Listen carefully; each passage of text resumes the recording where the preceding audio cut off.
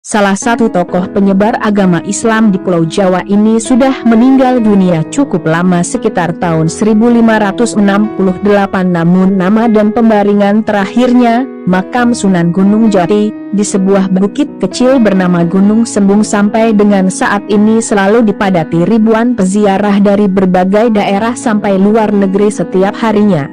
Beliau dikenal dengan nama Sunan Gunung Jati alias Syekh Syarif Hidayatullah. Figur seorang ulama besar dengan ilmu agamanya yang mumpuni, sangat dikenal dan akan terus dikenang. Peran sertanya mempunyai andil besar dalam penyebaran agama Islam di Indonesia, khusus Pulau Jawa. Bahkan namanya tercatat dalam sejarah dan dijadikan nama perguruan tinggi. Sunan Gunung Jati atau Syarif Hidayatullah merupakan sosok tokoh sentral dalam sejarah Cirebon. Ia gemar menimba ilmu di berbagai tempat di Asia Barat.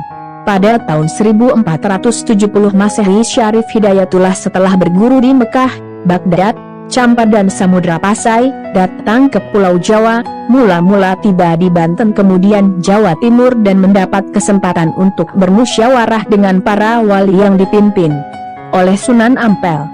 Sebagai anggota dari Wali Songo, Syarif Hidayatullah datang ke Karbin, Cirebon, untuk menemui pamannya, Tumenggung Sri Mangana, Pangeran Walang Sungsang, untuk mengajarkan agama Islam di daerah Cirebon dan sekitarnya. Maka didirikanlah sebuah padepokan di Gunung Sembung sekarang. Setelah Sunan Ampel wafat tahun 1478 Masehi, maka dalam musyawarah Wali Sanga di Tuban, Syarif Hidayatullah ditunjuk untuk menggantikan pimpinan Wali Sanga. Akhirnya pusat kegiatan Wali Sanga dipindahkan dari Tuban ke Gunung Sembung di Karbin sebagai pusat kegiatan keagamaan, sedangkan sebagai pusat pemerintahan Cirebon berkedudukan di Keraton Pakuwati. Pada tahun 1479 Masehi, Pangeran Syarif Hidayatullah dinobatkan sebagai Sultan Karbin dan menetap di Keraton Pakuwati.